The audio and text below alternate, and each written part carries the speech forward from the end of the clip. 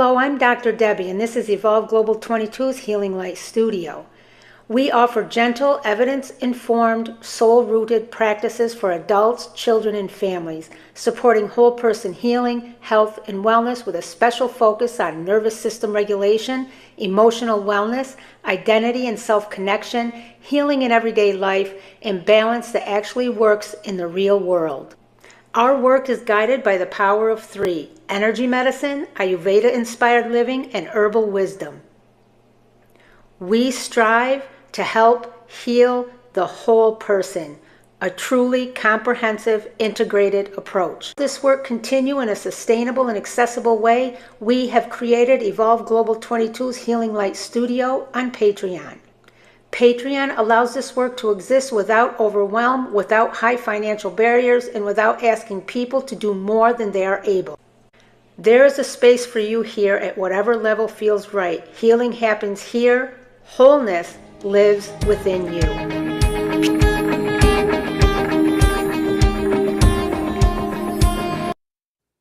Hello, everybody. This is Dr. Debbie with Evolve Global 22's Healing Light Studio. Welcome. I have my coconut water, and it's Harmless Harvest. I love this stuff. Grab something to drink. We're going to enter the healing circle soon. We are here together. Let me tell you, it's crazy in the U.S. We have a bad storm coming this weekend. They're saying it's likely to be the worst winter storm in a decade. We're talking about 10 plus inches in the Philadelphia area, possibly.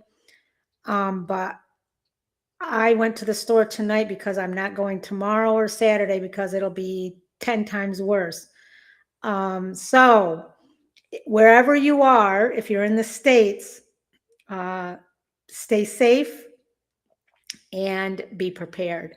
So let's get into our healing circle for tonight. Remember that we use the framework, our new framework, Become. That is how we guide our learning. And the first month, we're focusing on the Be and Become, the body.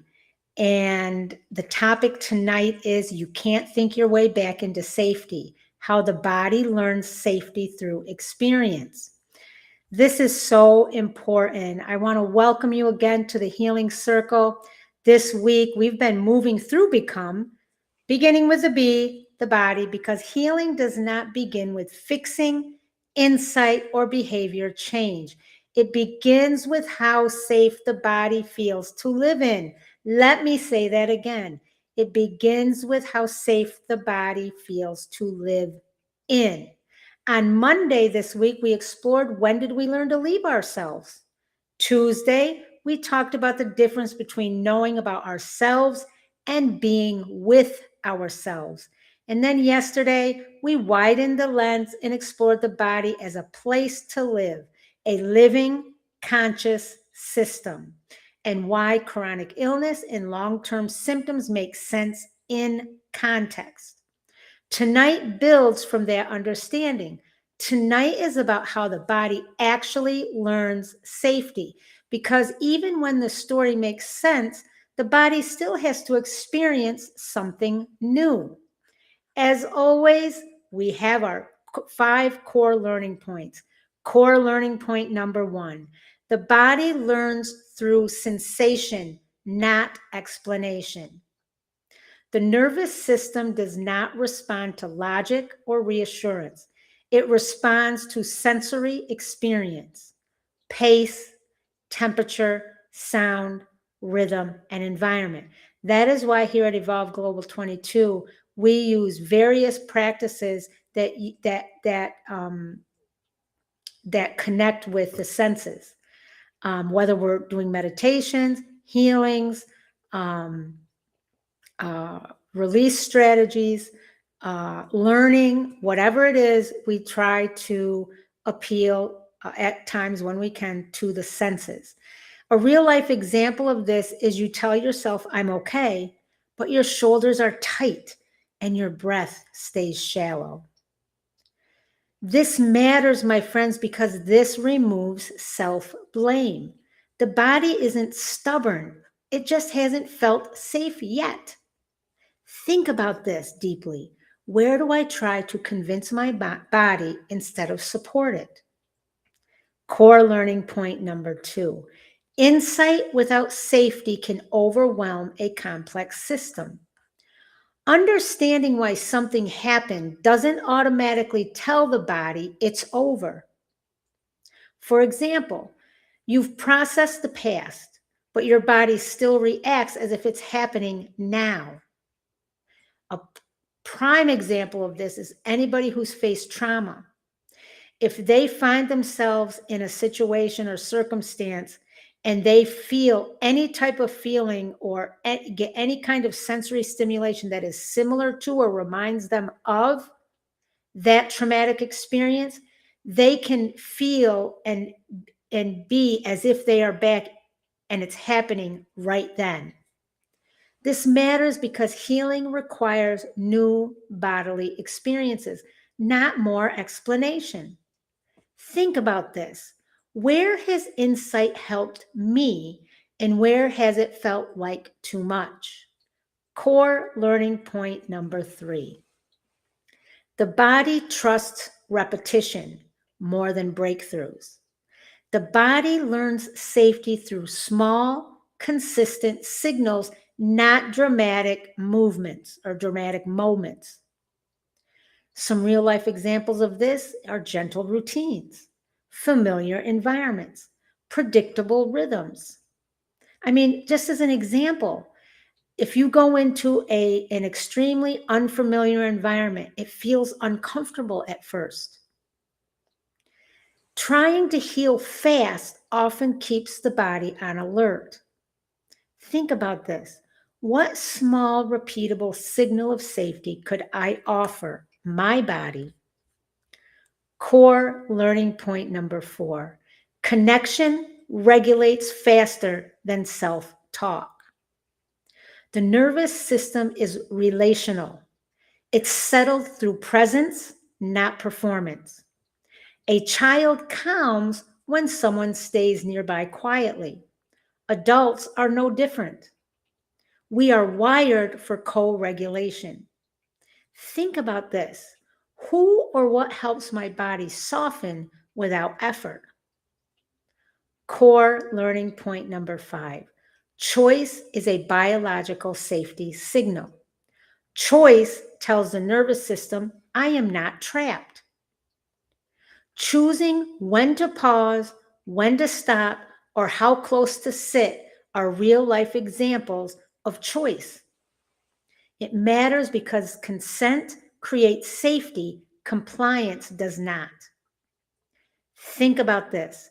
Where could I offer myself one small choice tonight?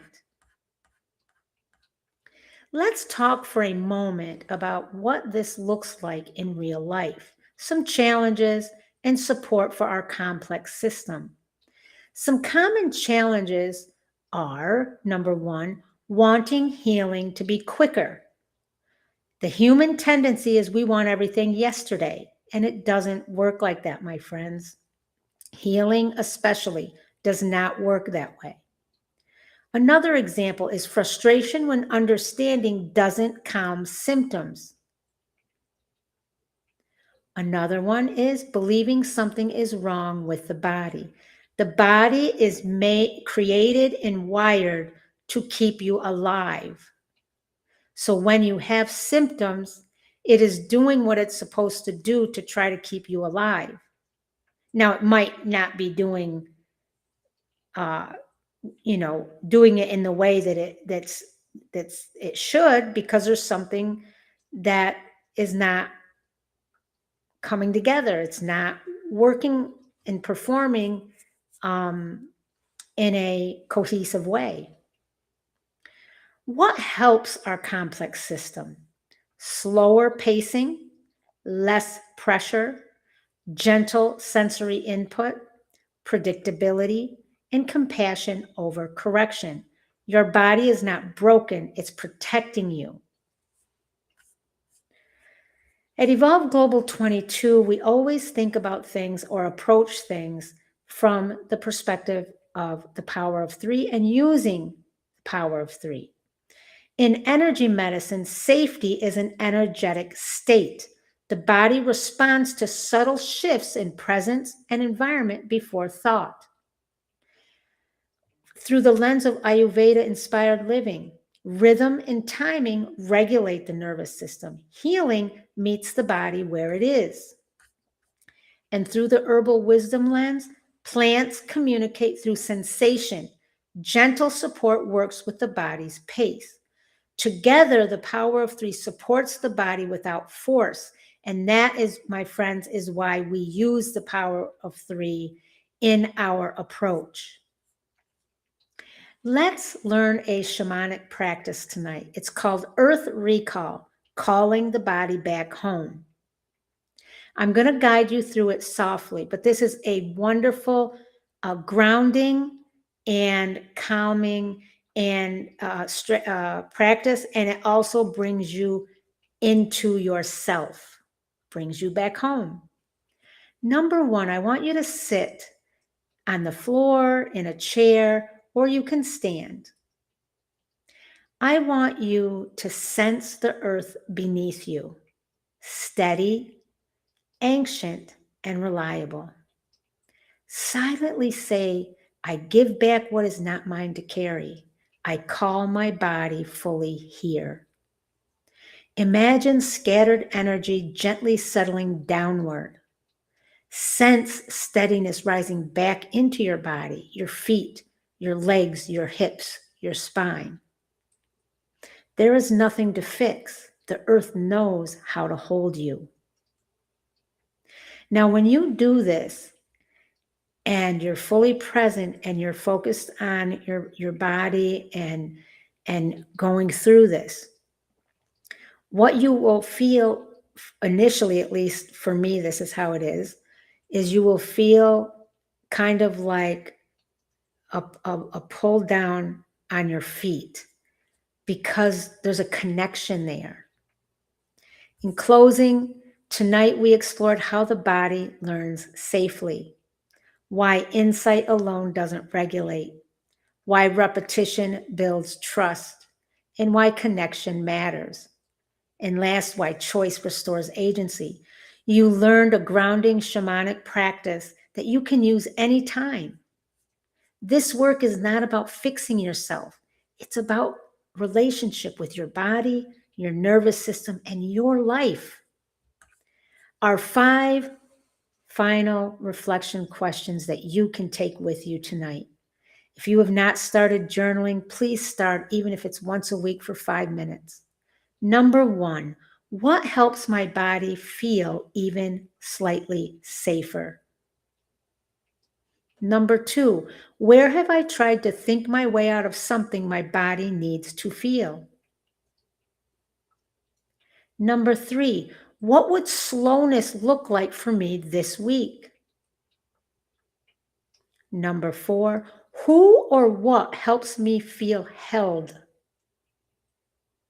And number 5, what small choice could support my nervous system tonight? If tonight resonated with you and you're feeling the pull to go deeper, Evolve Global 22 Healing Light Studio and the Founders Circle is on Patreon. Patreon is where the body of this work lives. This is where we slow this down. We have more space, more integration, more practices, real life applications for adults, parents, caregivers, educators, healthcare workers, everybody. The free healing circle opens the door. Patreon is where we walk inside together. And don't forget, tomorrow night, I'll be joined with Heartful Muslima for our Friday Healing Circle collaboration. Together, we'll explore safety and obedience, choice, faith, and nervous systems, what healing looks like when devotion does not require self-erasure. It is a powerful, honest, and very human conversation, and you're warmly invited. Also, it's from an Islamic perspective. However, it applies to everybody, and everybody will be able to take something from it. The nervous system does not have a religion. Thank you all for being here. Your body is not broken. It's learning with you. Remember, healing lives here, but wholeness lives inside you. Peace, love, and light. I love you all. Stay safe.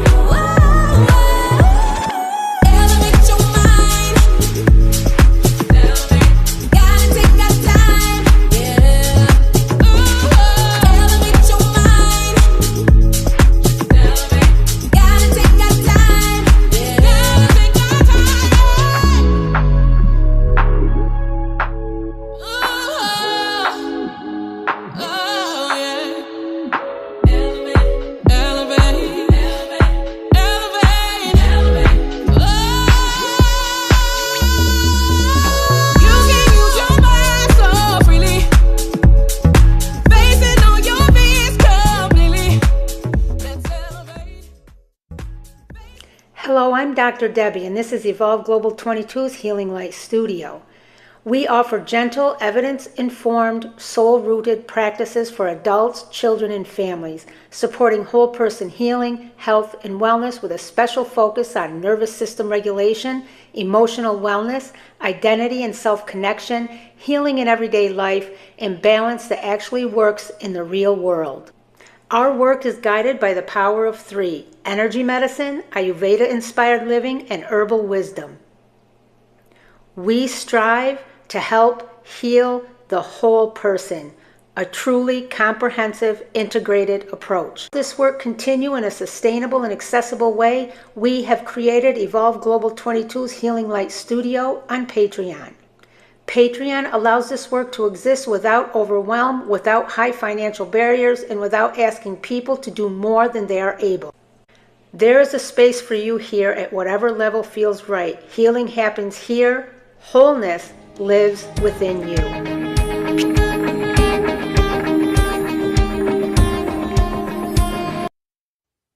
Hello, everybody. Welcome to Evolve Global 22's Healing Light Studio.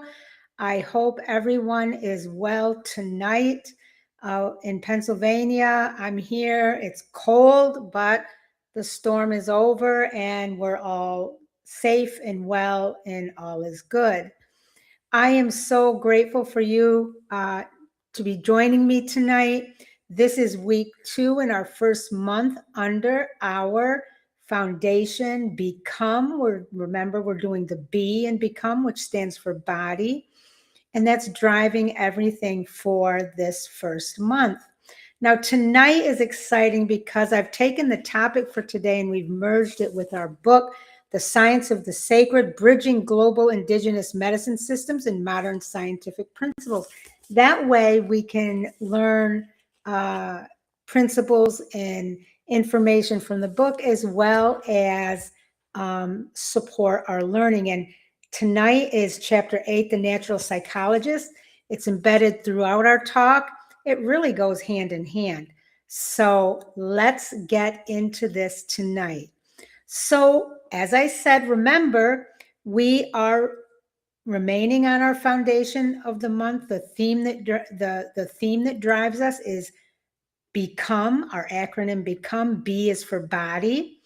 And when the body is asking for support, not answers, that's the topic tonight. And the science, sacred wisdom, and the body's natural intelligence. So when the body is asking for support, not answers, This is our healing circle, a space where we don't rush insight, don't push solutions, and don't demand clarity from a body that's already working hard. On YouTube, this is the free learning circle. So take advantage and let me know in the comments if any of our work at Evolve Global 22 has helped you. I'd love to hear.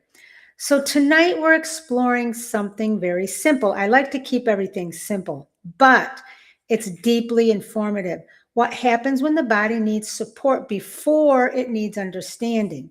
Now, remember last week, as we began Become, B for body, we talked about a foundational truth. The body is not a problem to solve, it's a place to live. We explored how many of us learn to leave our bodies through stress, illness, trauma, expectation, or survival.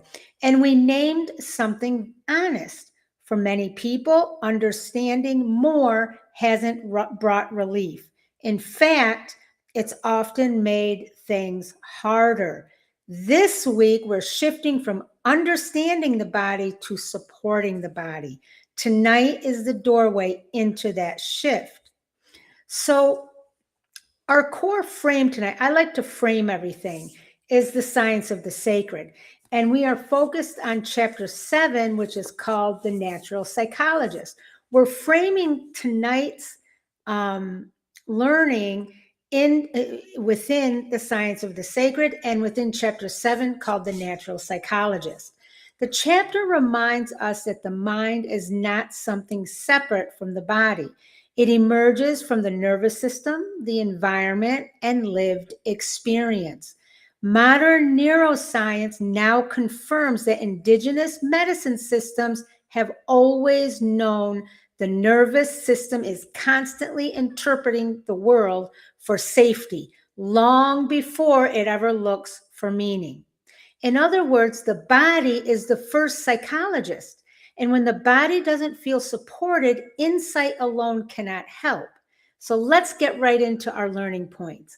Learning point number 1, overwhelm is a signal. And the reason why I chose to focus on overwhelm is because this is something that I see every day, multiple times a day, no matter where I am, no matter what I'm doing. People are overwhelmed, and it's a signal. One of the most important reframes tonight is overwhelm is not failure. It is a signal that support is missing. Most of us were taught to ask, what's wrong with me? But both neuroscience and indigenous wisdom invite a different question. What is my body doing to cope right now? When we look honestly at overwhelm, it often shows up as irritability, anxiety, and emotional swings, brain fog, indecision, or looping thoughts, fatigue, tension, or sleep disruption, pulling away, overreacting, or numbing. These are not character flaws, they are communication. Like a smoke alarm, the body isn't broken, it's alerting us to something that needs attention. Think about this for a moment. What changes inside you when overwhelm is treated as information instead of failure? Learning point number 2. Perception depends on state. This is a big one. In chapter 7, the author explains something very crucial. Perception itself changes depending on nervous system state.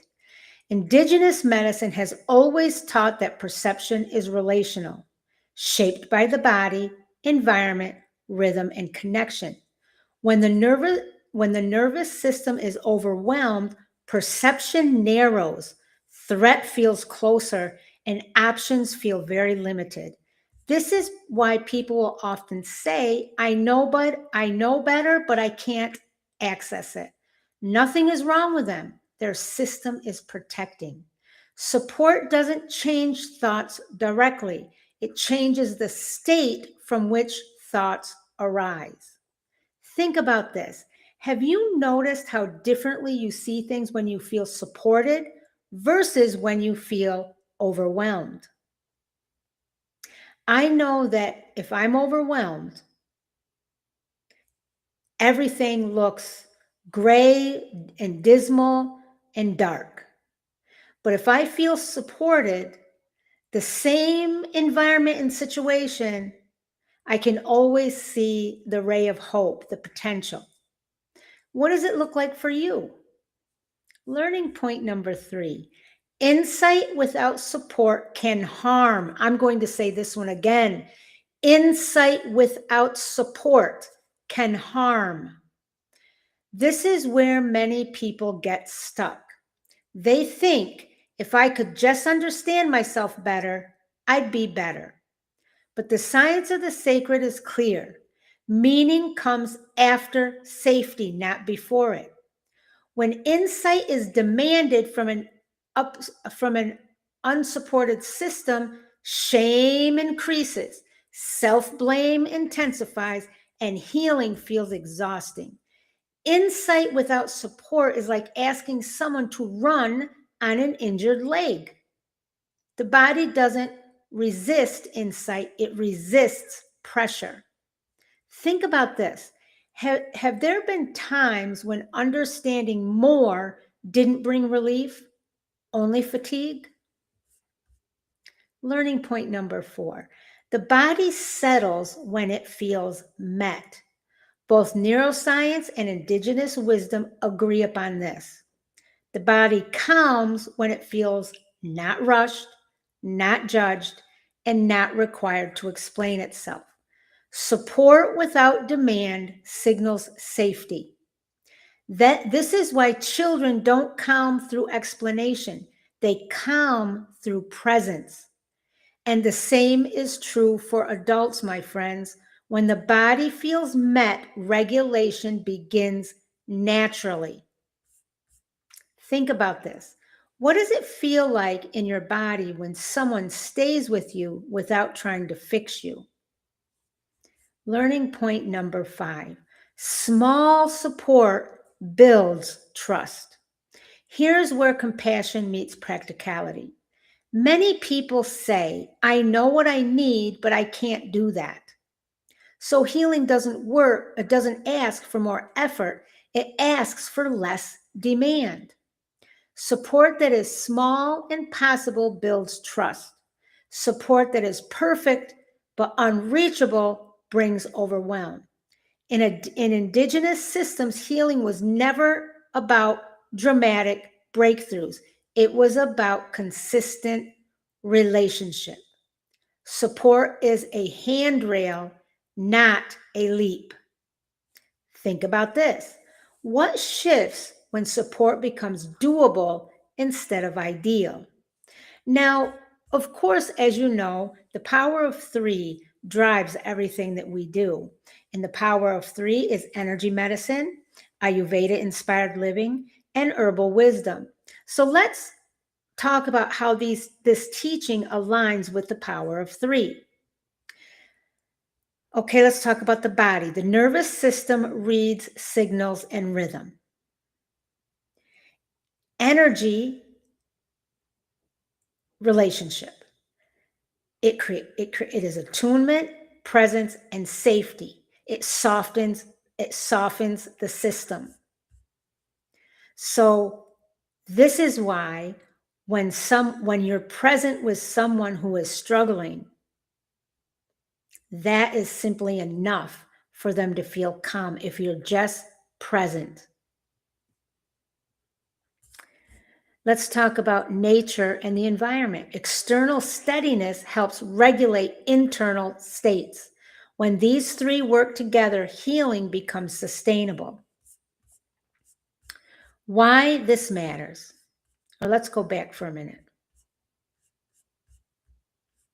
So we talked about energy and relationship and how presence, how the nervous system reads presence as safety and softens the system.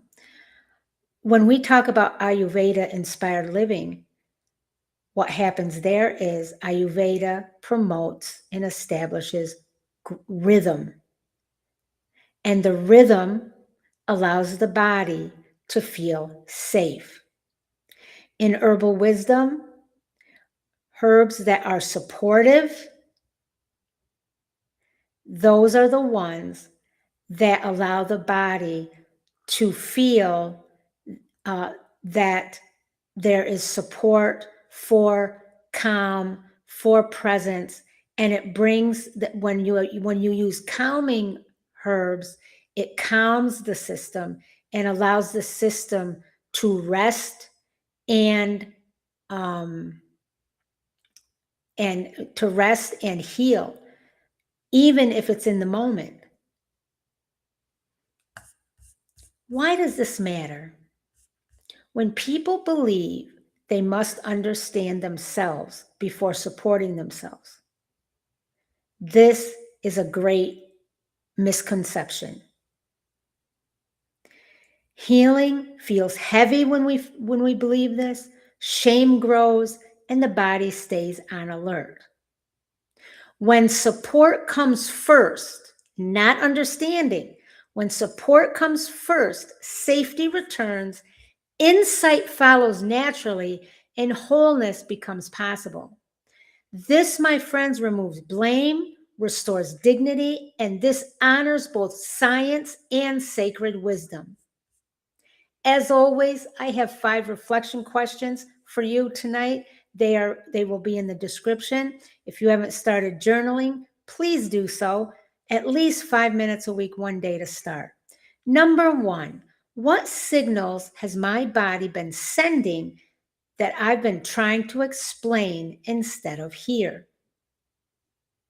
Number 2, when I feel overwhelmed, do I reach for answers or support first?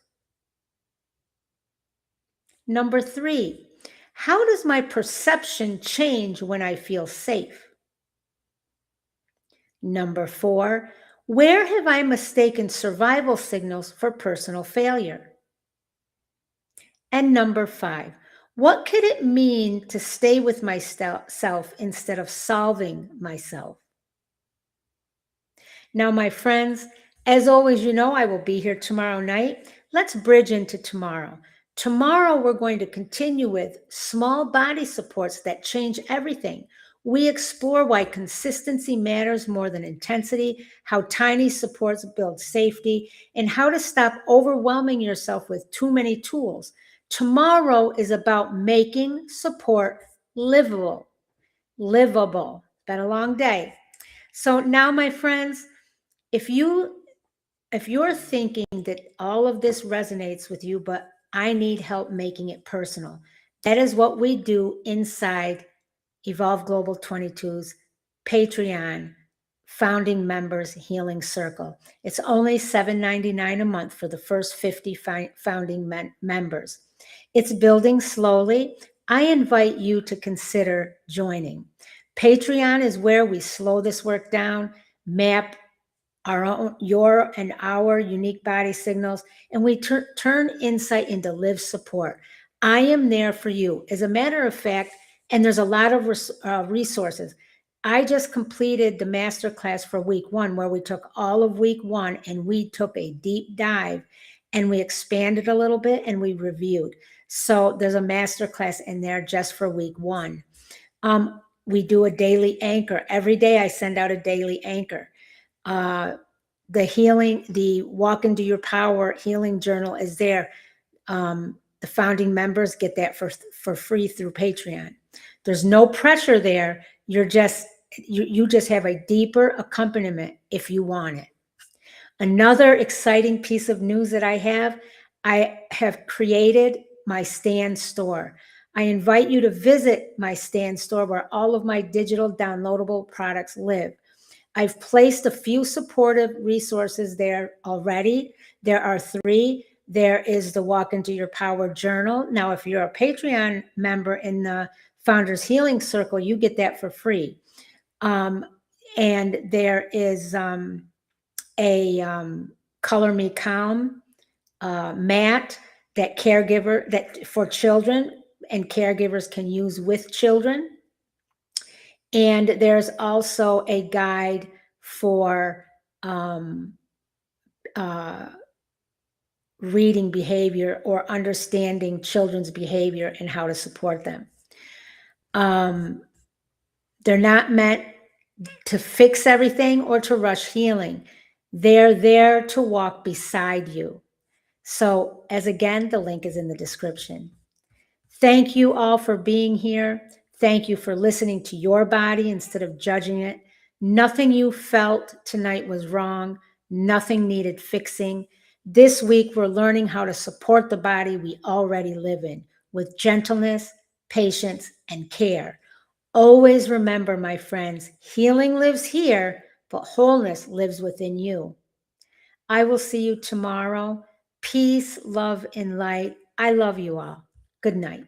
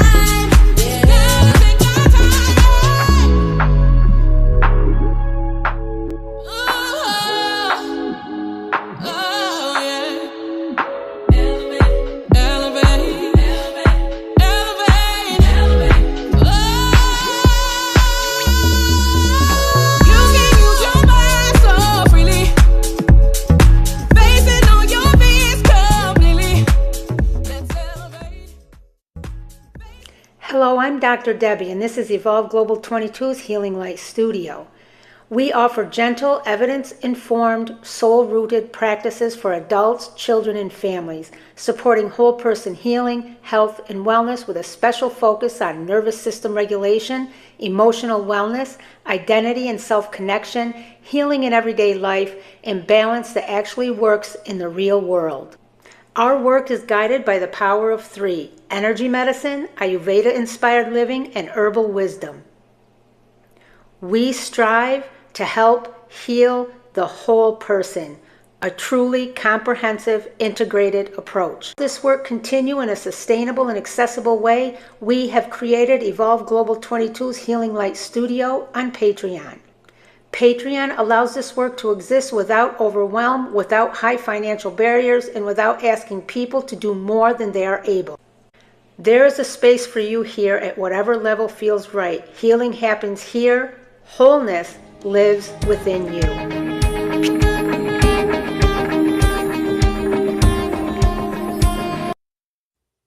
Hello, everybody. Welcome to Evolve Global 22's Healing Light Studio.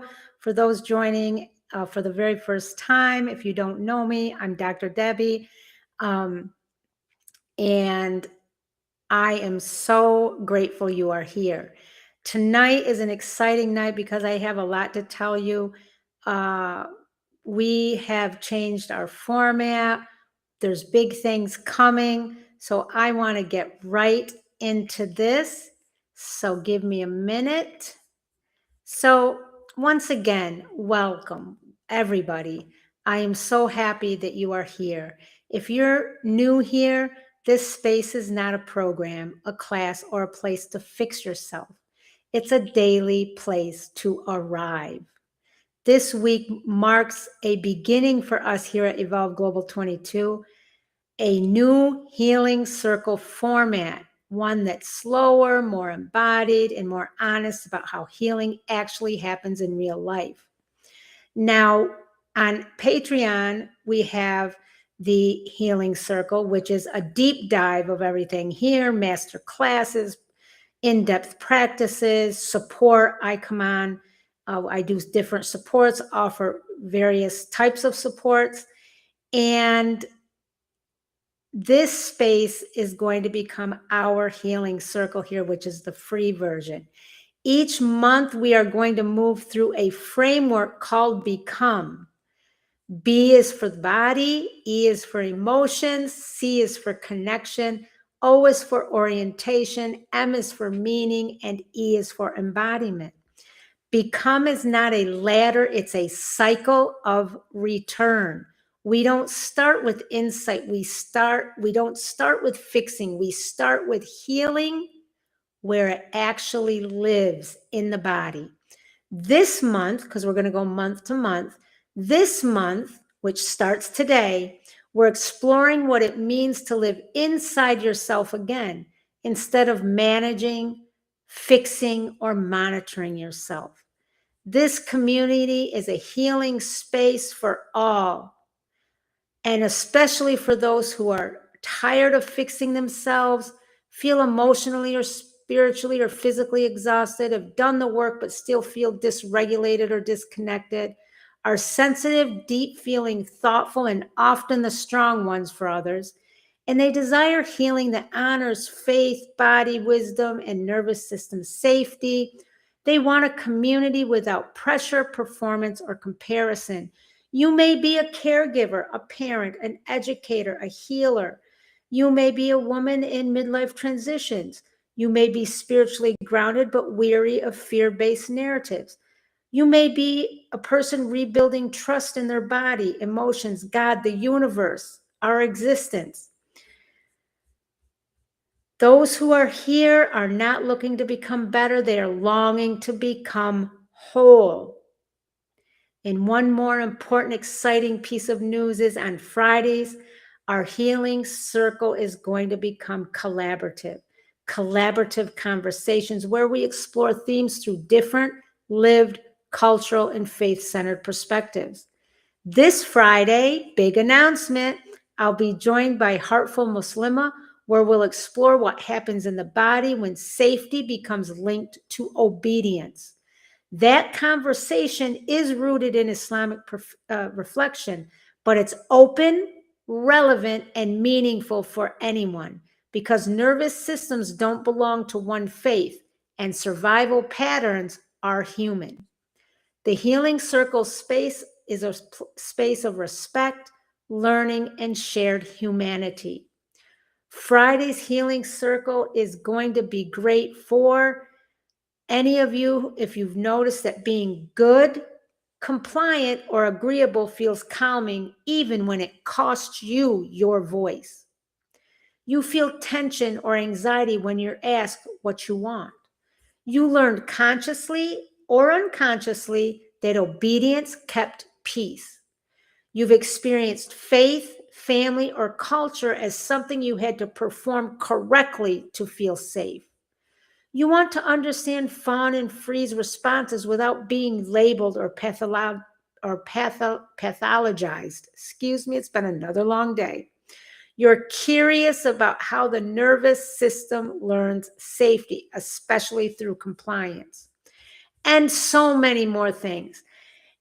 Also, if you value conversations that are Islamically rooted and spiritually grounded, yet welcoming and meaningful to all people, you do not need to be Muslim to attend or benefit. You do not need to be religious at all. You don't need to be familiar with the nervous system language. You don't need to be comfortable sharing or speaking. You don't need to be good at healing. This Friday's Healing Circle is for anyone who's ever felt safer being obedient than being present, whether that came from family, culture, faith, or survival. This conversation is about understanding the body, not blaming it. It's Islamic rooted, human centered, and open to all. Now, let's get right into our topic tonight. And always remember, this is not a program, it's a living ecosystem of remembrance, rhythm, and return. You only need curiosity and willingness to listen. Our theme tonight is, when did we learn to leave ourselves? Now, remember, our B is body in our acronym BECOME. That's our framework. When did we learn to leave ourselves? Too many people have been taught directly or subtly that their bodies are the problems to solve, symptoms to manage, or obstacles to overcome. Our mission here is different. We are here to restore relationship with the body, with emotions, with meaning, with God, with the universe, with all that exists. So when did we learn to step away from ourselves? This is so important because before we talk about healing tools, practices, evolution, transformation, we have to name something essential. Many people aren't struggling because they are broken, my friends. They're struggling because they learned to leave. Now, right into our core learning point number 1. Leaving the body was an intelligent adaptation. One of the core truths here at Evolve Global 22, Healing Light Circle, is your body is not broken. It's responding intelligently to the environment. Leaving the body is not a failure. It is intelligence. Most of us didn't decide one day to disconnect from ourselves. We learned slowly, relationally, and often, my friends, at a young age, that presence had a cost. Many of us learned that being fully present created friction. Our emotion made others uncomfortable, and our needs felt like too much. So the body adapted. What was the mental and emotional impact of this? Adaptation reduced conflict externally, but increased distance internally. Leaving the body was a solution, not a problem. Core learning point number 2. Presence became unsafe before we had words for it. For many people, slowing down disrupted others. Pausing meant falling behind. Rest meant letting someone down. Feeling deeply often had consequences. Tears brought tension, anger brought punishment, and sensitivity brought labels. The nervous system learned something very specific. It's safer not to fully be here. This is why at Evolve Global 22, we do not rush people into practices. We do not force presence. We restore safety first. If we do not do that, what is the mental and emotional impact? The body stays alert even when nothing is wrong. Presence didn't disappear, it became unsafe. Here is our core learning point number 3. Leaving shows up as functioning, not failure. When we leave the body, we don't fall apart. We often become highly functional. We learned how to stay busy instead of present, think instead of feel, comply instead of inhabit, and perform instead of rest. This is why people arrive in healing spaces saying, I'm doing everything right, but I still feel disconnected. That is not pathology, that is survival. And this is exactly why Evolve Global 22 focuses on returning, not fixing. The mental and emotional impact is function continues, but connection fades slowly. You didn't abandon yourself, but you adapted. Core learning point number 4. Healing at Evolve Global 22 begins with returning, not calming. Here is where our mission becomes very clear. Healing does not begin with calming the nervous system. It begins with permission to return. Before regulation comes, there must be recognition, safety, and relationship. The body does not need to be forced into calm. It needs to know, I am allowed to be here again. This is why everything we do at Evolve Global 22, from the Healing Light Circle to our new framework Become, to the power of three, it starts with the body as a place to live, not a problem to solve. What is the emotional impact of that? Safety begins with presence, and presence is welcomed, not demanded. Healing doesn't start with calming, it starts with returning. Let's talk about a real life connection here and why this matters. This can look like feeling productive but not present, needing noise or distraction to relax, feeling uneasy when things get quiet, being very self-aware but still disconnected. It often feels like a constant hum of tension, a sense of floating or rushing, difficulty settling even in safe moments. It often sounds like, I should be over this by now. Why can't I just relax? Or what's wrong with me? We need to reframe this. Nothing is wrong with you. You learned how to survive. Now let's reflect a moment. I want you to ask yourself this question. When did presence stop feeling neutral for me?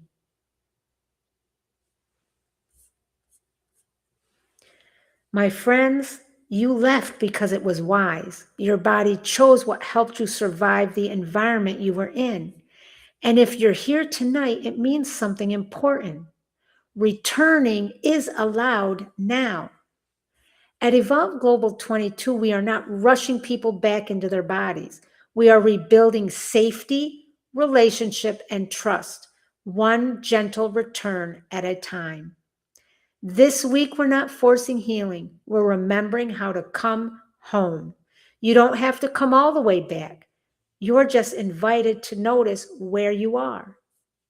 And it's important for me to mention our power of three. Before I close tonight, I want to name how this conversation fits into the power of three, because nothing we do here stands alone. In energy medicine, when we learn to leave ourselves, energy lifts from the body and concentrates in the head. This is why many people feel tense, busy, or disconnected even when nothing is wrong. Returning begins by letting energy settle back in the body, not through force, but through permission. From an Ayurveda-inspired living lens, leaving the body reflects excess movement without grounding, too much thinking, too much doing, not enough landing. The system stays alert because rhythm and rest were not safe. Healing begins by reintroducing slowness and presence in small, tolerable ways. An example of this is people who say, I can't meditate. And when you start meditating, you have to do it a little bit at a time, because you have to be able to tolerate being present for that period of time. And it's very uncomfortable for many people. Herbal wisdom.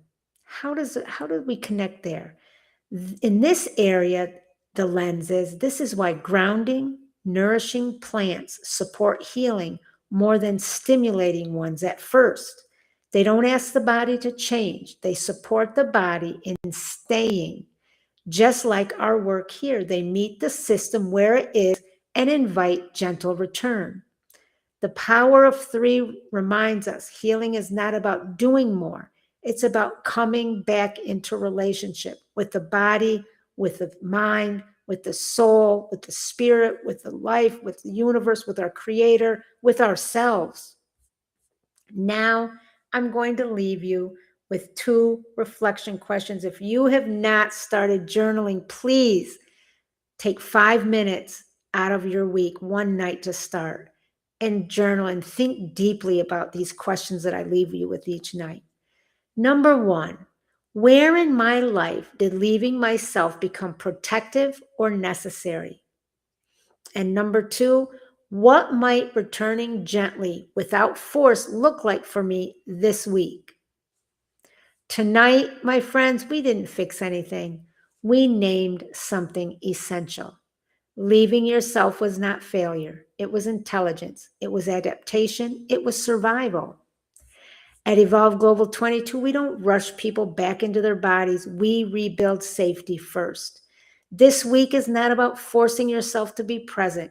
It's about remembering that presence is allowed now. You don't have to come all the way back. You're just invited to notice where you are. And that, my friends, is enough for tonight. I want to take a moment and express my deepest gratitude first. And I want to remind you that visit our Patreon. We have content there that goes way beyond our free healing circle content. It's a deep dive, and it's daily support practices, all sorts of great things that can help you in your day-to-day. And it promotes generational healing and generational wellness, because we learn a lot of things from our childhood. And parents, it doesn't matter how great of a parent you are human. There will always be mistakes. When you have support, when you have guidance, when you have tools that you can use, things that you can share with your children that you may not have had access to before, check it out. Go over to Patreon. Evolve Global 22's Healing Light Studio is there. The Healing Circle, the first 50 founding members, it's only $7.99 a month. So check it out. On that note, my friends, peace, love, and light to all of you. I love you all. Take care. It's Dr. Debbie with Evolve Global 22's Healing Light Studio.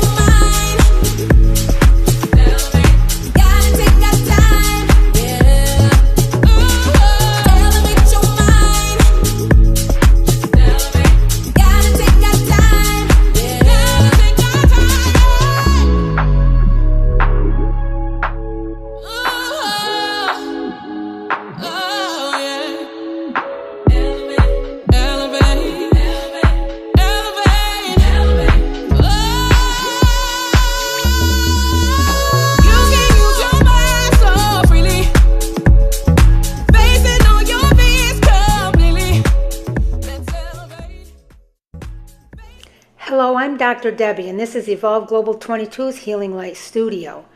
We offer gentle, evidence-informed, soul-rooted practices for adults, children, and families, supporting whole person healing, health, and wellness with a special focus on nervous system regulation, emotional wellness, identity and self-connection, healing in everyday life, and balance that actually works in the real world. Our work is guided by the power of three: energy medicine, Ayurveda-inspired living, and herbal wisdom.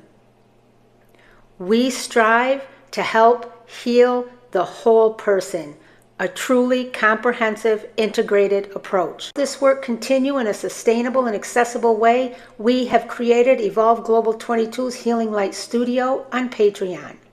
Patreon allows this work to exist without overwhelm, without high financial barriers, and without asking people to do more than they are able. There is a space for you here at whatever level feels right. Healing happens here. Wholeness lives within you.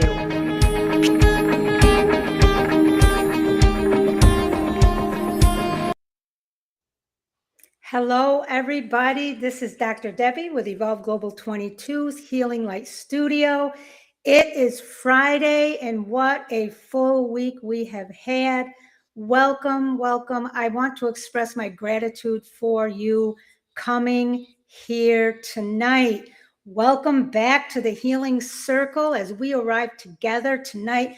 Let's take a moment to remember what we have been exploring this week, not as information, but as a lived experience in the body. Remember, on Monday, we explored how many of us learned to leave our bodies in order to survive, how disconnection wasn't a failure, but a wise response to overwhelm. Then on Tuesday, we explored how monitoring ourselves and others often replaces presence, how staying alert became a way to stay safe.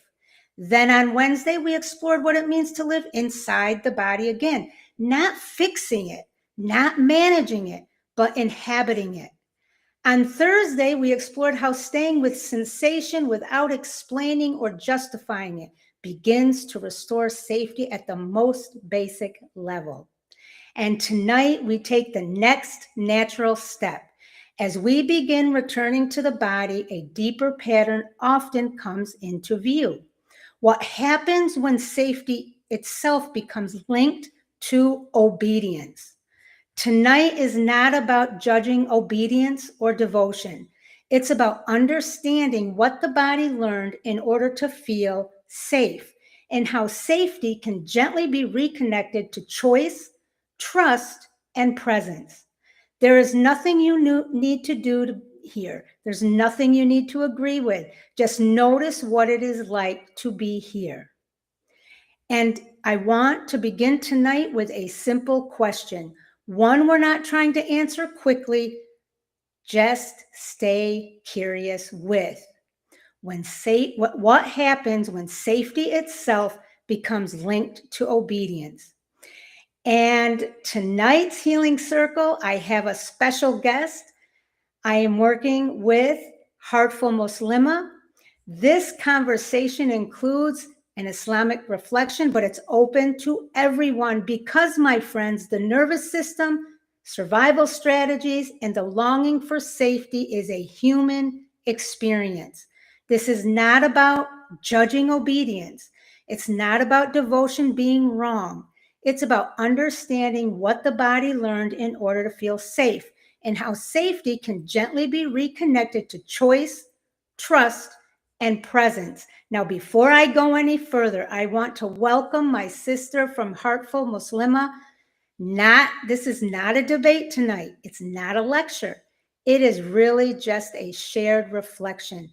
We're bringing together nervous system wisdom and faith as it's lived inside the body. I invited her not to tell us what to do, but to explore with us what devotion feels like when it's rooted in love instead of fear. Heartful Muslima, welcome. I'm so grateful that you are here. Assalamu alaikum. That's our greeting in Islam. It means peace and blessings upon you. Would you please take a moment to introduce yourself? Sure. Thank you, Dr. Debbie, for that wonderful introduction. So, my name is Maria Khan, and I founded the Heartful Muslima last year because I saw just how many women were struggling with this, struggling to feel safe in their faith, having to deal with so many feelings of guilt, of pressure, and connecting their identity to how much they can perform or achieve, and just this rat race that really never ends. And we're put in this society, we're placed, especially today, in this atmosphere of productivity and measuring our worth depending upon how much we can do, not in who we are. And I think that's where safety really begins. So back to my story, I mean, I started studying Islam and religion at the age of 17. So I was in college at the time, and I just knew that there was more to life than simply academics. I was in the top college, top private college in Montreal in Canada at the time, and I just knew that, there's more than this to life, and I saw people struggling with depression and anxiety and, having this pressure from their parents to perform and, don't let the family down, and and I said there must be more to life than just this. So that's when I started studying the Quran in detail. Like I started taking this tafsir class. So tafsir means the commentary, explanations, and context of the verses, and that's really where my journey began, especially my journey to spirituality. Then at the age of 18, I moved out of the country and I started traveling the world. I went to 17 countries. I started studying online full time. I studied all the Islamic sciences, jurisprudence, hadith. Those are like authentic narrations of the Prophet Muhammad, peace be upon him. I studied his life.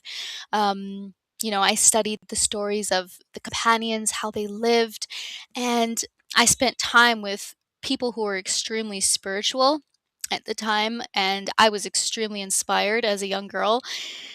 So yeah, that was pretty much my life. I ended up later doing forest school education. So I became a nature school instructor, which I loved because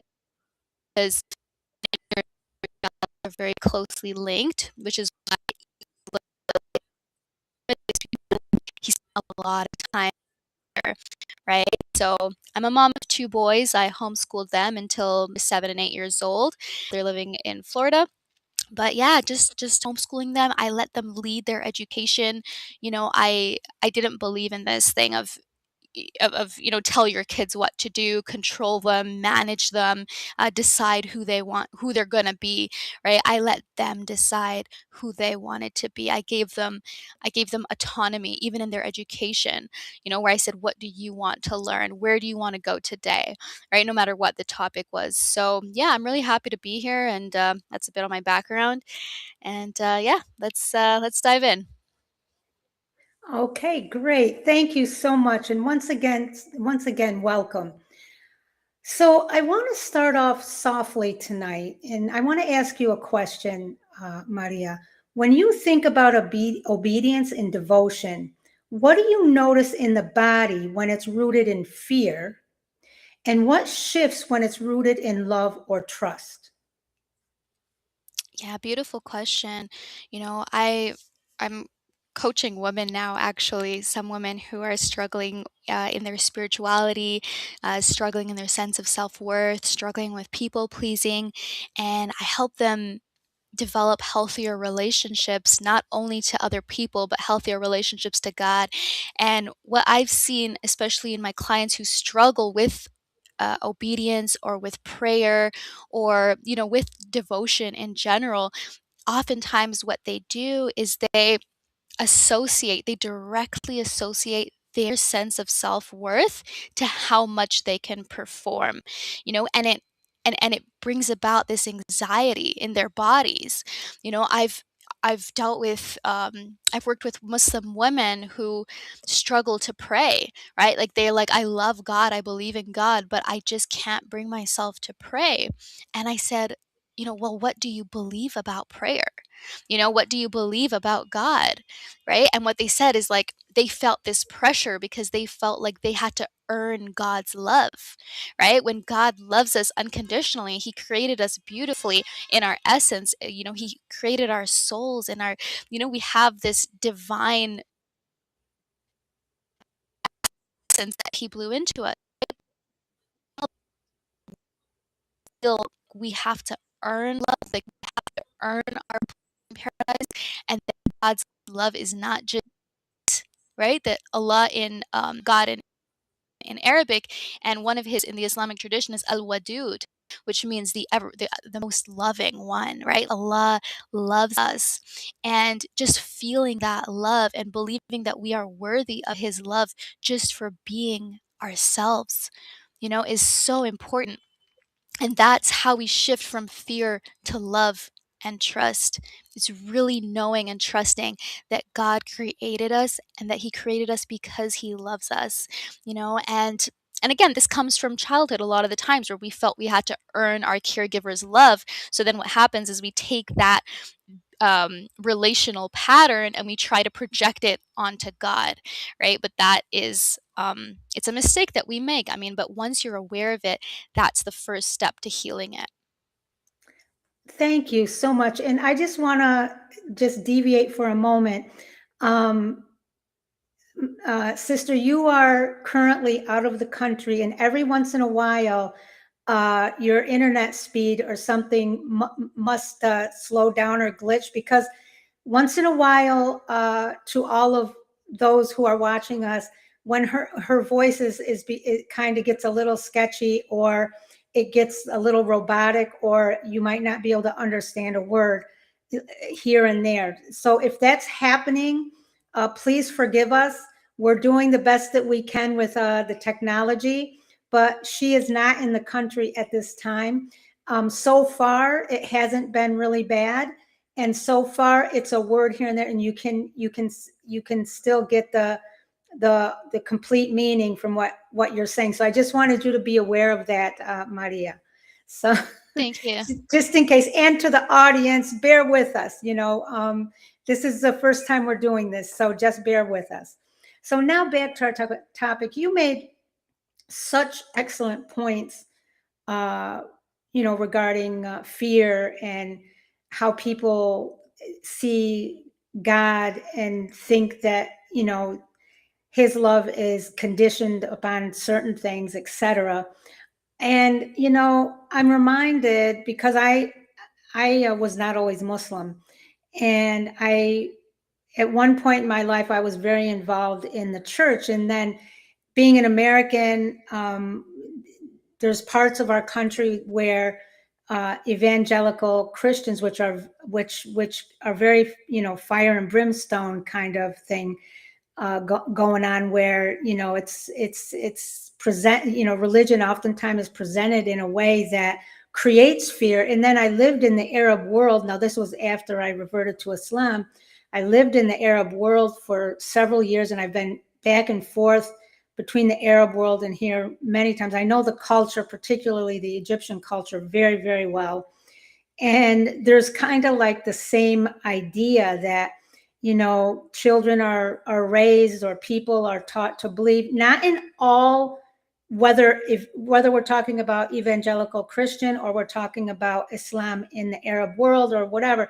Of course, I don't mean all people, but there's a strong presence of teaching religion through fear of God, so that you do the right things. And I can tell you, it doesn't matter if you're talking about Christianity, or you're talking about Islam, or you're talking about the West or overseas, when religion is posed from a position of fear, it's not very successful. It's not very successfully implemented, oftentimes, for many, many people in their daily lives. And, a lot of things are hidden. A lot of things are not practiced. People give up. So there's a lot to this. Thank you for making those wonderful points.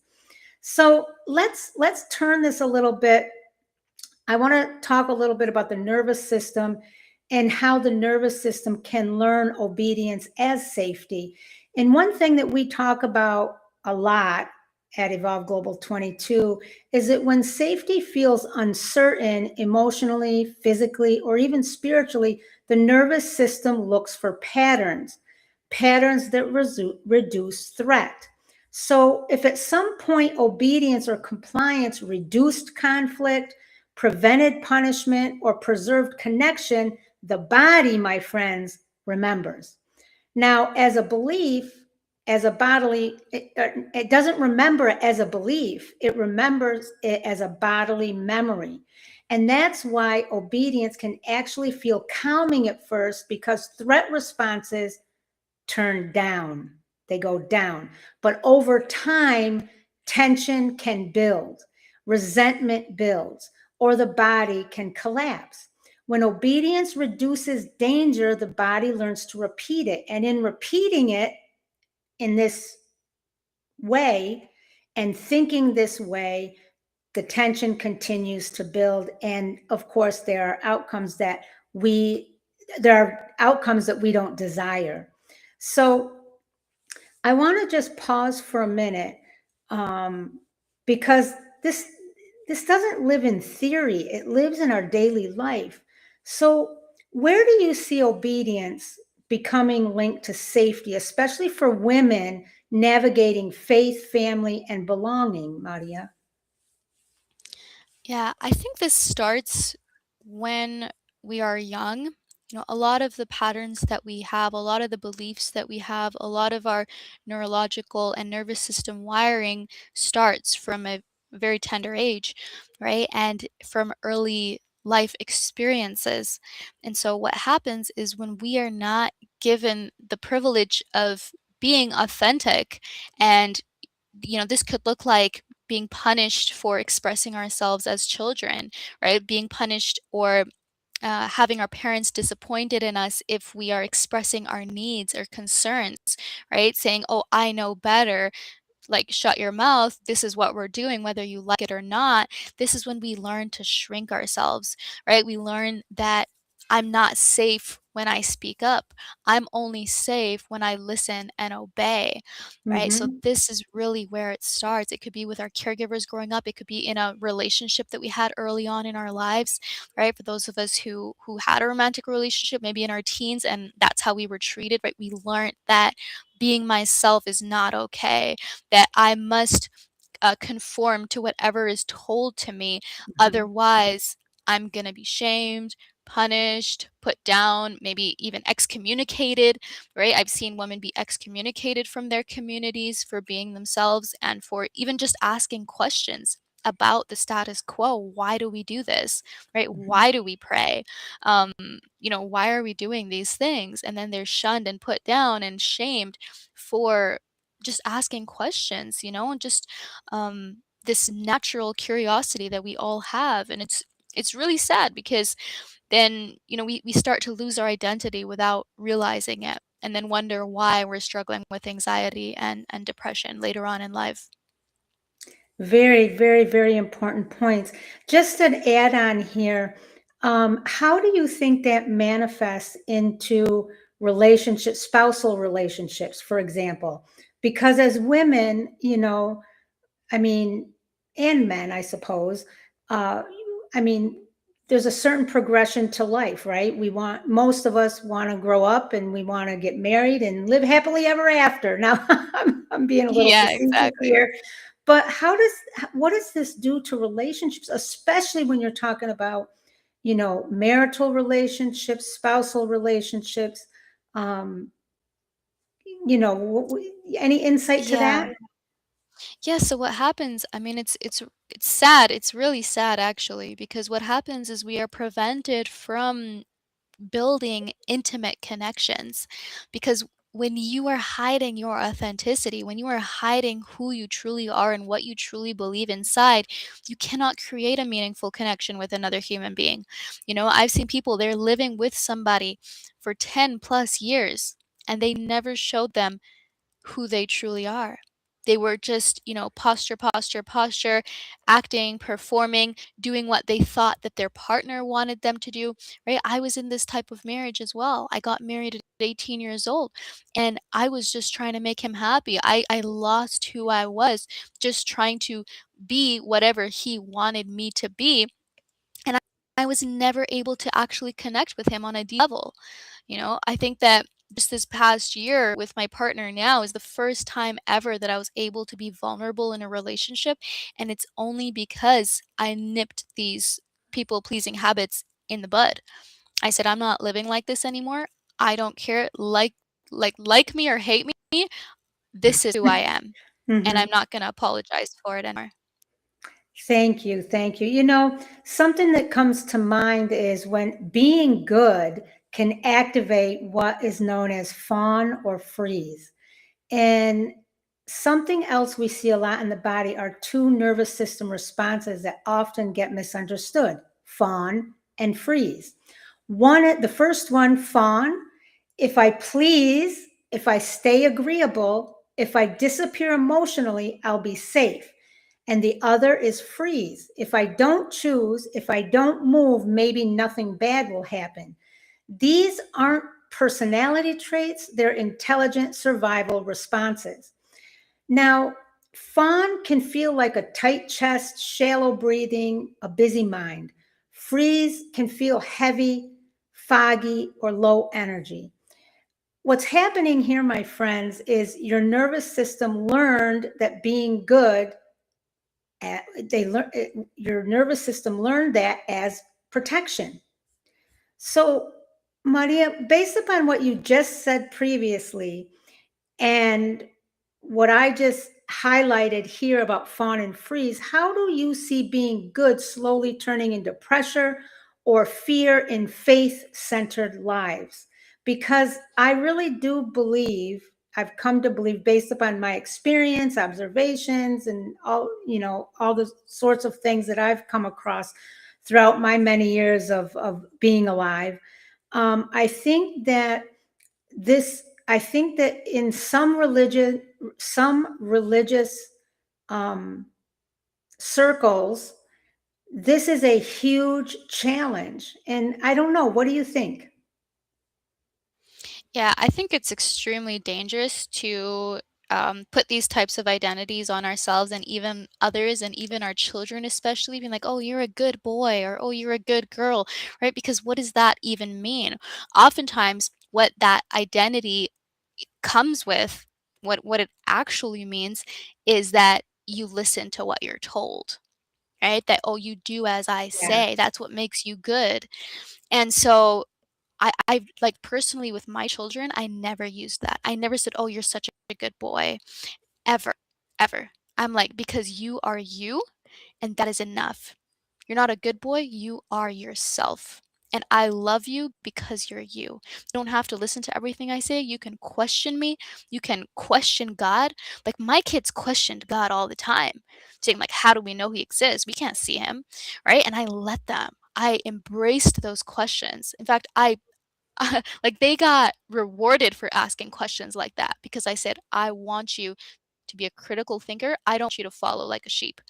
I said, "You are a human being and you have been given your intellect for a reason." And Allah, God in the Quran asks us so many times, reflect, ask questions, right? Be curious, be yourself.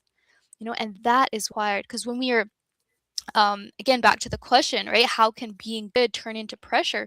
Well, yeah, because we have to act the part, right? And mhm, anytime that you're yeah, acting anything, you're not being yourself. Yeah. And so, how can you create a meaningful relationship with God when you are not even?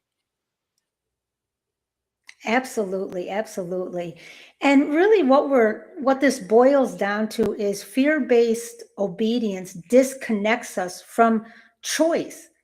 Because we're disconnected from our creator, we're disconnected from ourselves, we're disconnected from the universe, like we're just completely disconnected as a result of this way of thinking, right? So when obedience is rooted in fear, something subtle happens inside. Desires start to feel unsafe, intuition feels suspicious, choice feels dangerous. So when someone asks, what do you want? The body might tighten or freeze or defer. The loss of agency often shows up as anxiety, collapse, or chronic self-doubt. It's not surprising that if you lose your identity, you lose who you are, or you don't know who you are, that this happens. And so many people are struggling with this, no matter what faith they may be, no matter if they're not of any faith.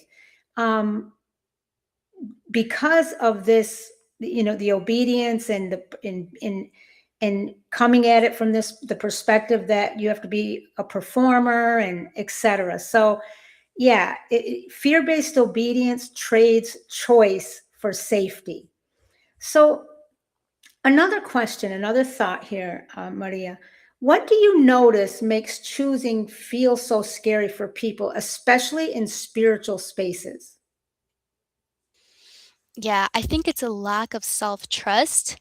So, in order to go against what you're being told, you need to have a level of self-trust. You have to believe your own judgment. So, again, when we are wired to believe that, this person or my parent or my spouse knows better than me, or their judgment is better than mine, then we learn really quickly to ignore that little voice inside our head that's telling us what we have to do. We learn to self erase. We learn to self abandon because we're like, no, no, no, they know better than me.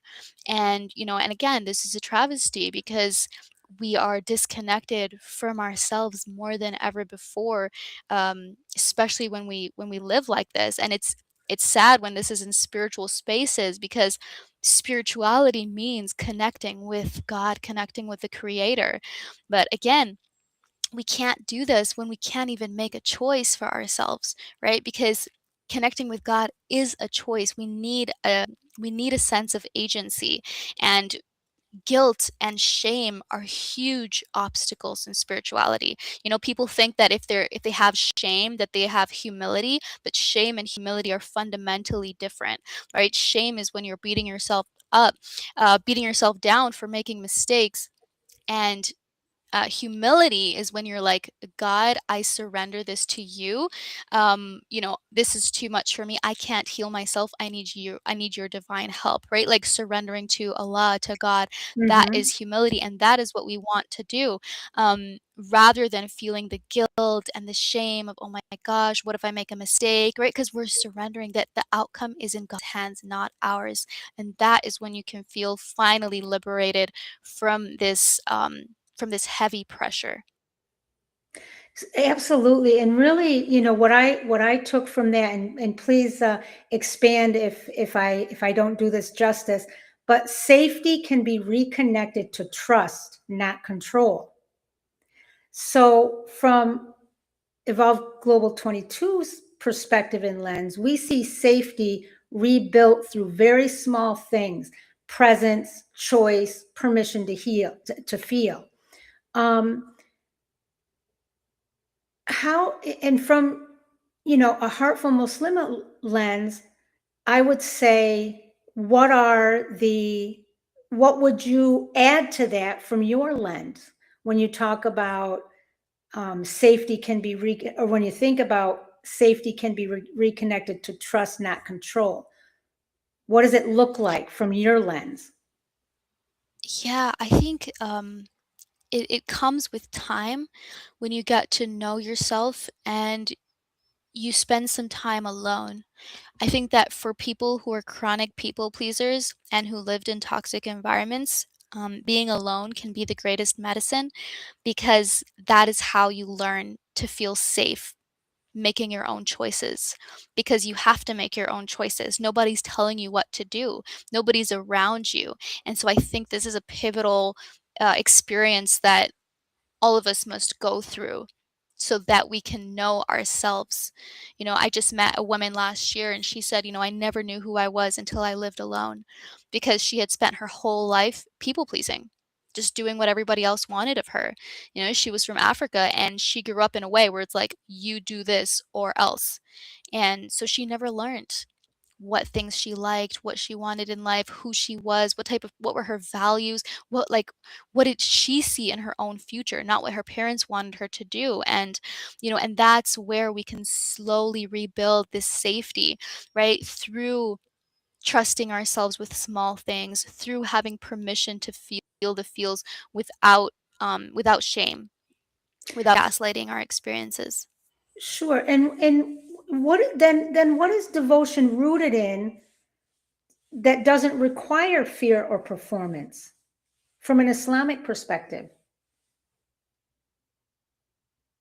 Yeah, it's really from love of God.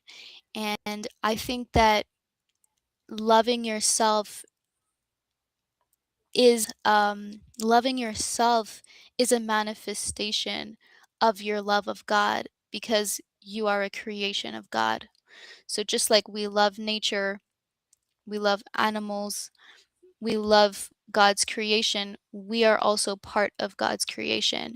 And so I think I've seen a lot of people struggle with self-love. They think that it's something that is not spiritual, but I would beg to differ. I would say it's actually extremely I would say it's extremely spiritual to love yourself. Absolutely. And, I think I often wonder, because I actually, I agree with you 100%. And I have found myself in that place currently and under this belief as well. After, studying and learning a lot about Islam that I did really on my own, not through someone else. And then my work, of course, that I do with, my practitioner work and working with people. But, I wonder what kind of resistance do people, and we're talking about, the Islamic world now, the Islamic community, but this also is the same. I can tell you it's very similar in the Christian world. What kind of resistance do you think people meet when they finally realize what you just said? Loving yourself is loving God. What do you think? Because that changes you fundamentally from the core once you really know that, believe that, and live that. How do you think, or what have you experienced regarding resistance that a person who finally reached this pivotal point of realization and empowerment and growth and development and evolution in self that will meet in their circle of faith? We're talking about Islam right now, but it could be any faith when you're talking about the Creator and God. Yeah, I think that when they fully embrace themselves and when they stop feeling bad about loving themselves, that they're finally free. That's why I love the expression rooted and free, because when you are rooted in love, like, love is not just about loving others, it's about loving yourself too. It's about loving everybody, loving everything. Seeing your body and loving it, seeing your own soul and loving it, seeing your own personality, your own nature, your flaws, and loving it all. And that is really where serenity lives. It's in acceptance. Acceptance of others for who they are, and acceptance of the self. Right, right. And thank you. Thank you so much for that. Is there anything, uh, Maria, that you would like to add? Because we're coming to our close here. We could go on all night, but I know you have things to do. I have things to do, and our audience has things to do, I'm sure. But is there anything you would like to add? I would say one last thing is just, to be aware when your body is telling you something. When you're feeling anxious, when you are feeling like shrinking yourself, when you're fawning, right? You're people pleasing, and when you're in freeze mode. So I've seen a lot of women fall the trap of shaming themselves being in freeze mode. Why can't I just get anything done? Why can't I do the dishes? Why is my house always messy? And I tell them that it's a message, right? It's the freeze state is a symptom of something much deeper. And it oftentimes roots from feelings of lack or feeling like you're not enough as you are, and so healing the beliefs that you have will heal your life. Absolutely, absolutely. And we work on that every day here at Evolve Global 22's Healing Light Studio, hence the circle, right?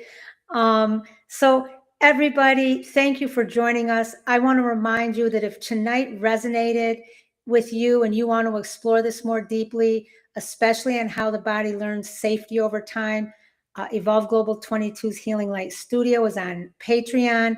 Please go there and check it out. It's where we do deeper, slower work together, and we walk this path of healing together.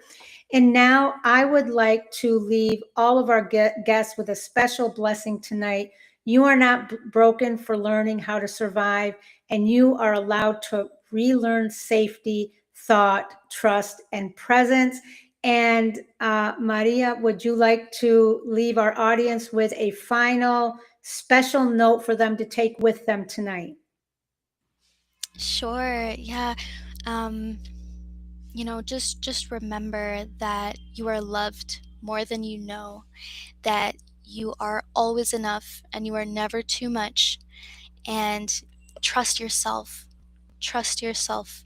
You know you have a God-given intuition. You have an internal wisdom. So follow it, and remember that our Creator does not ask us to shrink or disappear, that He wants us and He created us uniquely so that we could be ourselves just as He made us. You don't have to change who you are. You are beautiful. Thank you so much. And everybody, once again, thank you for being with us tonight. Remember, this is Evolve Global 22's Healing Light Studio. This is the circle that is free and available to all publicly on our YouTube channel. And remember, healing lives here. Wholeness lives within you. Peace, love, and light to all. I love each and every one of you. Thank you again to our guest. Bye-bye and stay safe.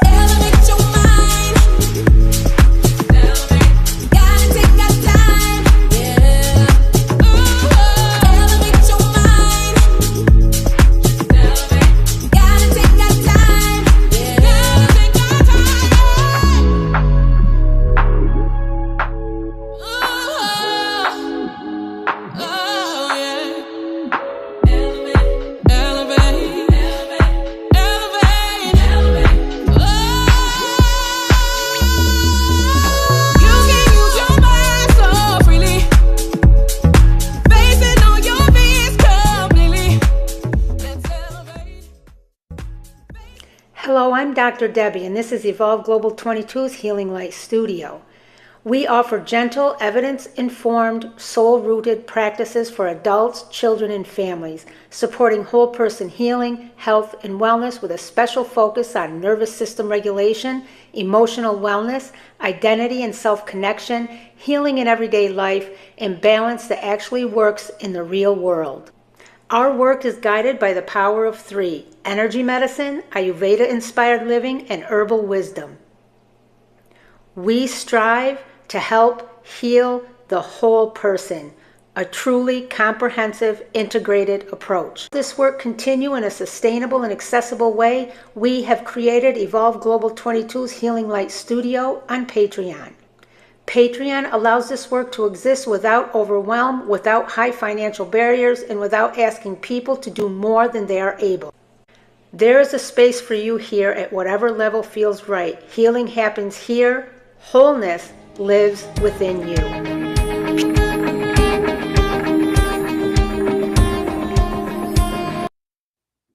Hello, everybody. Welcome to Evolve Global 22's Healing Light Studio.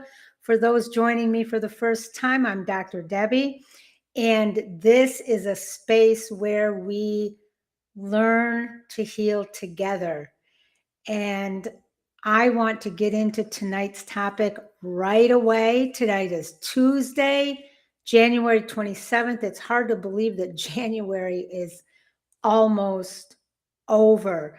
Remember, this month we are talking about the B in Become, which is our framework for healing, which is grounded, of course, and founded upon our power of 3.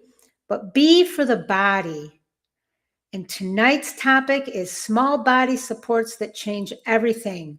Why tiny adjustments help the body settle faster than big plans.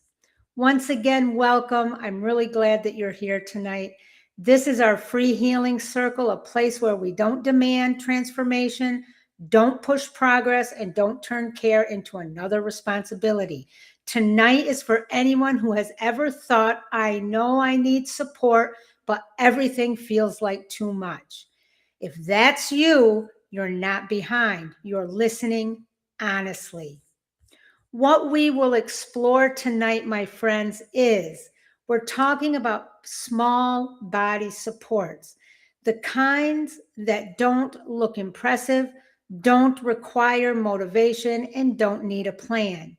We'll explore why the body responds better to tiny adjustments than big intentions, and how consistency creates safety in the nervous system, and why doing more often backfires when the body is tired. Then we'll go into how to choose one support that actually fits your life, and then how small supports can quietly change everything. Let's bridge back a little bit into some of what we've learned already in prior live streams. For example, yesterday, we talked about how the body often asks for support before insight. We named that overwhelm is not a personal failure. It's a signal that support is missing. Today builds directly upon that truth. Once we recognize the body needs support, the next question becomes, how much support can the body actually receive? And this is where many people unintentionally overwhelm themselves again and even more. The core truth for today is this: the nervous system does not relax because you made a good plan. It relaxes because it recognizes predictability. The body doesn't need intensity, it needs to know what's coming. As always, we have our 5 core learning points tonight, and we will start with core learning point number 1. Big plans can feel like pressure to the body. We often associate healing with commitment, new routines, new labels, new schedules. But for a body already under stress, big plans can feel like another demand. Just imagine a body under strain doesn't want a mountain to climb, it wants a place to sit. This is why, my friends, for example, if anyone has been here, I know I've been here and done this many times in my life. All of a sudden, you're like, I'm going to change my life. I'm going to change how I eat. I'm not going to eat any more junk. I'm going to change my whole diet. And you get everything, organized and in your head and on a piece of paper, everything you're supposed to do. And it requires all of this stuff. And you got to go shopping, and you have to get your fitness plan in place and go to the gym, and you got to do that, and you got to do that. And there's 25 things you have to do. What usually happens?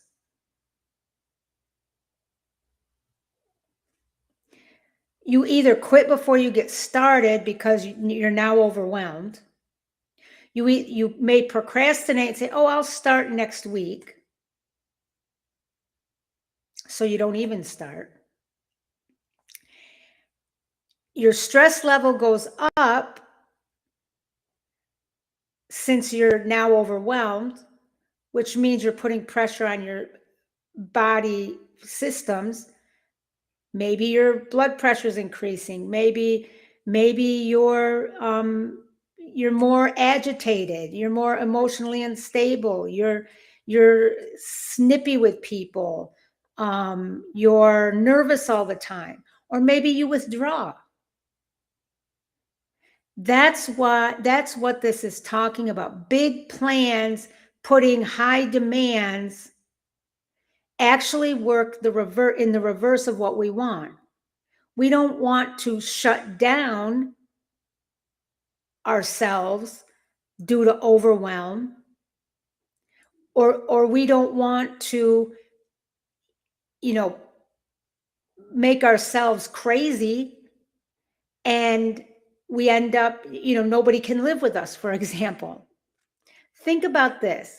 When you think about doing everything right, does your body soften or tighten? That's what I'm talking about right there. Learning point number 2, the body learns through familiarity. The nervous system organizes around what it recognizes. The same time, the same place, same simple input. That's why children calm with routine and why adults do too, even if we pretend otherwise. This is a really, really important point. I have said on every live stream, I think, since I started, at the end, or when we get to our 5 reflection questions, I'll say, start once a week just for 5 minutes. Start journaling once a week just for 5 minutes. I didn't say journal every day. I didn't say make it a half an hour.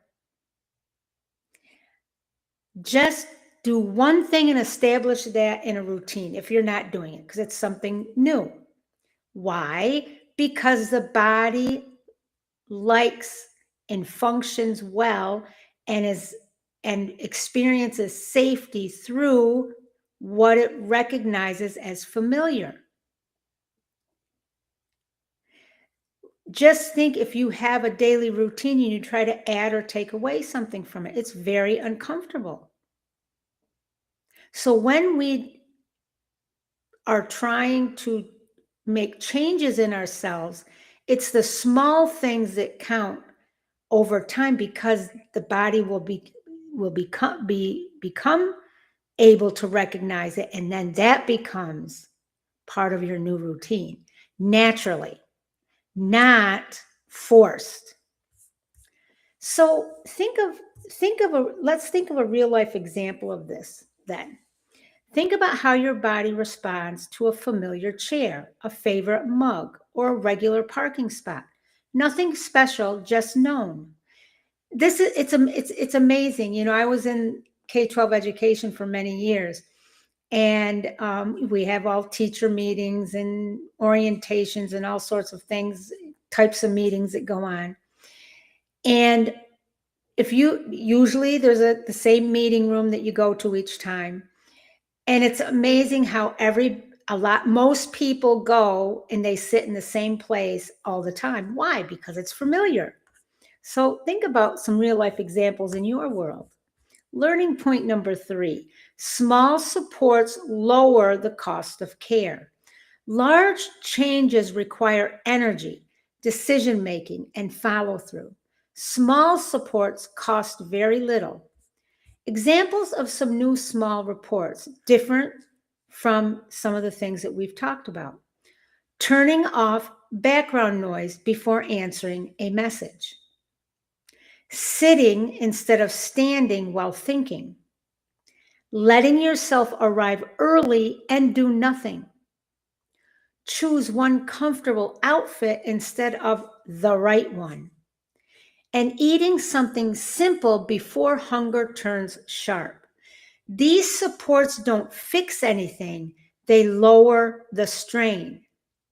Now, I have a question for you that I want you to think about. Which small adjustment would reduce effort for you right now?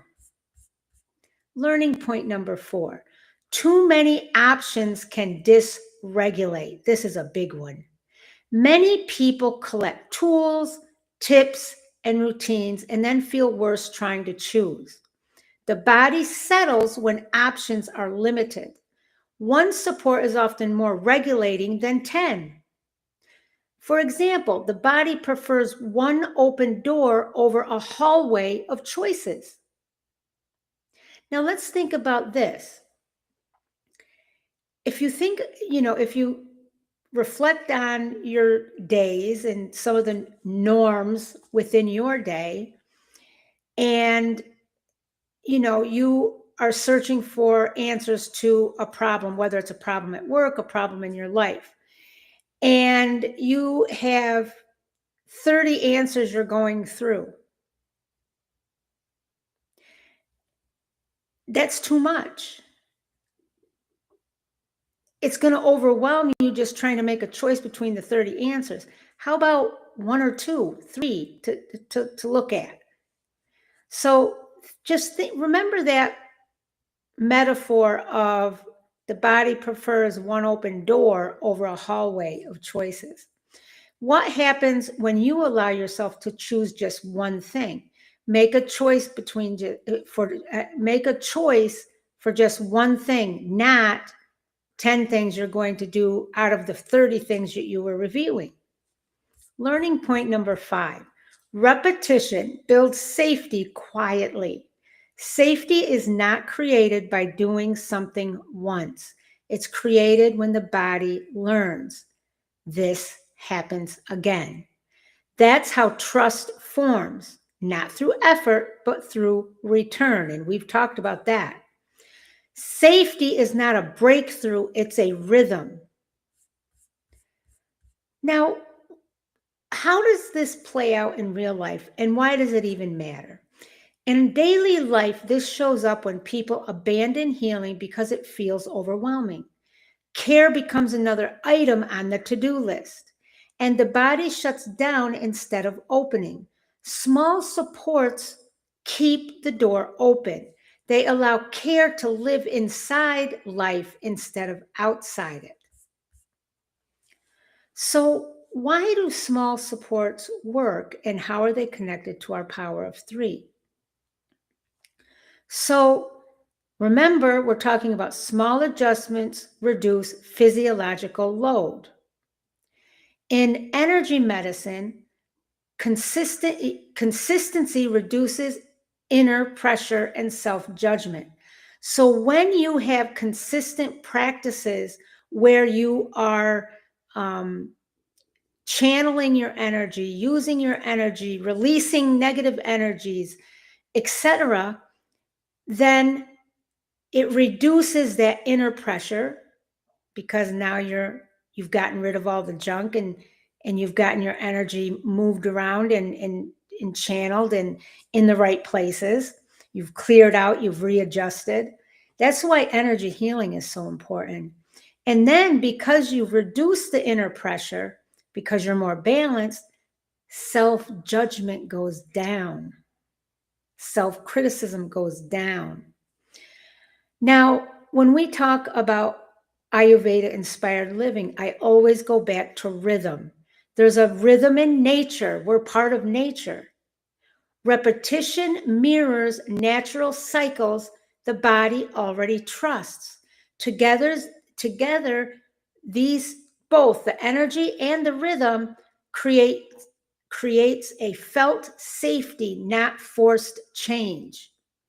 So if you're doing the energy work and you are aligned with Ayurvedic inspired living principles, first of all, that you know them and you understand them and you apply them, what happens is you become more aligned with the natural rhythm of your body, because we are aligned with nature. We're part of nature, which works in cycles. So let's talk about some quick support ideas, just small ones, not practices, just options. In Ayurveda inspired living, for example, you can warm your hands before touching your face. So you just warm your hands, rub them together or run them under warm water, whatever you want, and then just touch your face. Now, remember what happens when you touch your face when you're very cold, and now when you touch your face and your hands are warm. What's the difference? Another small, quick support practice: eat one meal at the same time daily. Because of our busy lives and everything, maybe you can't do 3 meals a day at the same time every day, but choose one and eat that at the same time every day. That is a way to have a rhythm within what you are doing that is directly entering in your body and impacting your body. So you develop a rhythm between your eating and your body.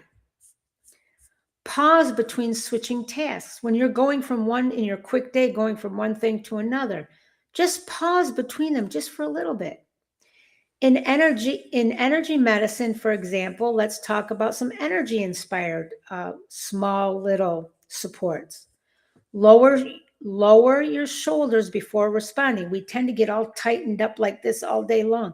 Well, before responding to something, just take a moment and just release. Let your shoulders fall.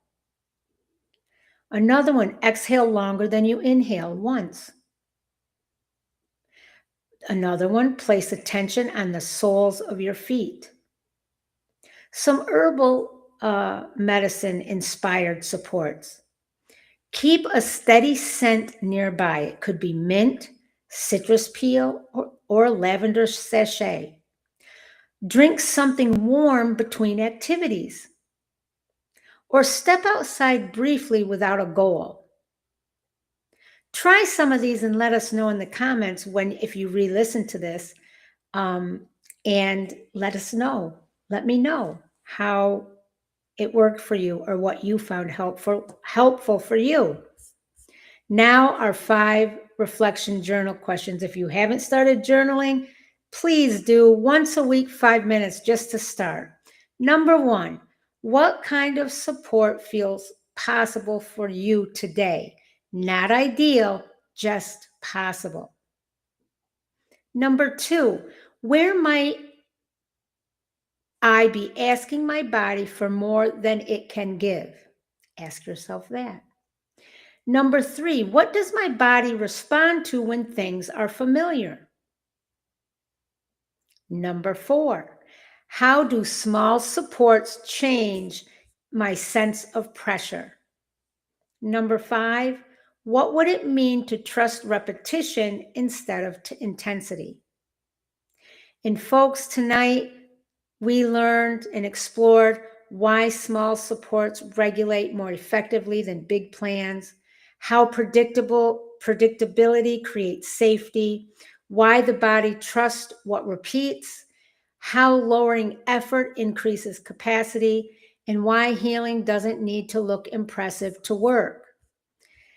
Now, as always, let me remind you, if you are thinking, I want help identifying which small supports actually work for me, that's what we explore more deeply in Patreon, where we personalize and slow the work down and go deeper.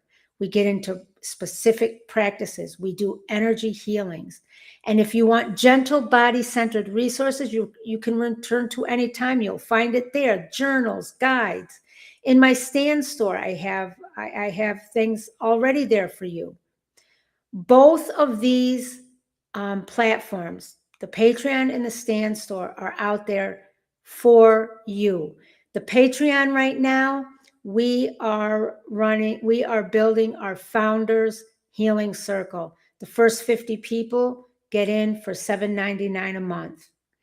Check it out. The link is in the description. And in the stand store, I have 3 resources there that could be very helpful. The only point there I want to make is if you become a member in the Founders Circle on Patreon, the journal, the digital journal that's in the stand store is completely free for Patreon members. You get it for free. But just check everything out. The links are in the description. Now, my friends, thank you for being here tonight. Thank you for choosing gentleness instead of pressure. Have mercy on yourself and be empathetic with yourself. Choose gentleness always. Nothing you felt tonight was wrong. Nothing needed fixing. This week, we are learning how to support the body we already live in with simplicity, steadiness, and care. Remember, healing lives here. Wholeness lives within you. I will see you tomorrow. Endless peace, love, and light to you and I'll see you in the circle.